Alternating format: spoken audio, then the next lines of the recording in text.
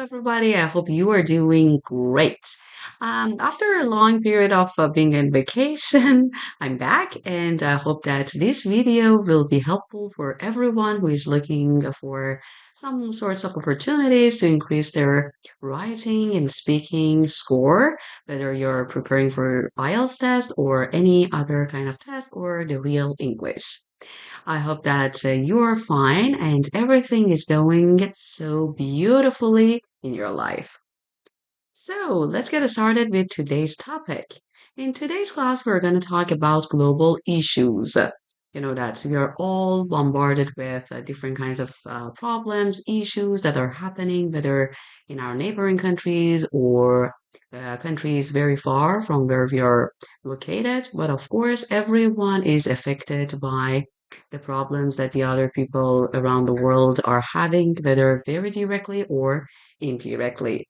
So, in today's session, we're going to talk about those problems so that if the topic is somehow related to this, you will have lots of ideas and you will be able to talk or write about them without losing your confidence or being shocked. So, the first part is problems in developing countries. Developing countries, the countries which have not been yet developed completely. Developing countries face a range of problems. So, developing countries are those countries that are not the developed ones. Therefore, they have more problems, like Middle Eastern countries mostly face a range of problems. A range of problems is like a variety of problems, different problems. Standards of healthcare and education are low. So you can definitely understand this. That's probably one of the most important reasons why they are called developing countries, because the standards of healthcare and education are low. Life expectancy is usually lower than in developed countries. Life expectancy is about the duration when somebody is expected to live and that age that people usually die. And it is somehow related to the quality of healthcare system and other things. So in developed countries, you can expect the life expectancy to be higher generally, and in developing countries, it is usually lower. And the next one, there is a lack of infrastructure, employment, and good quality housing. There is a lack of infrastructure. Infrastructure, um, if you might know, the meaning is like streets, highways, schools, facilities, everything that a person or a citizen needs to live a good life. Infrastructure, employment, and good quality housing. Many people are forced to live in poverty. Just wait for a moment. Think about this structure. Do you know what kind of structure has been targeted here? Of course, this is a passive voice. Many people are forced to live in poverty. It means that they are left without any other options. They are forced to live in poverty. Food, drinking water, and basic medicines are in short supply. It means that not everybody has access to these kind of things, which are dramatically important, like basic medicines. Okay, we've been talking about some very common problems that can be found in developing countries. Let's talk about different solutions that can be suggested for these problems. How can we help these countries and these people dealing with these kind of problems? Okay, so how to help developing countries? The best form of help for developing countries is development aid. So, you know the meaning of aid, it's like assistance or help. Richer nations can help by investing in long term projects. Richer nations. Instead of saying countries, we've been using nations in order to add more variety to the word and vocabulary range. Richer nations instead of developed countries can help by investing in. Remember, the preposition that should be used after invest is in. Sometimes I hear other ones which are used incorrectly, but remember the one that has to be used here is in long-term projects. Long-term is for long-term, for like 10 years from now, 20 years from now. It's not short-term.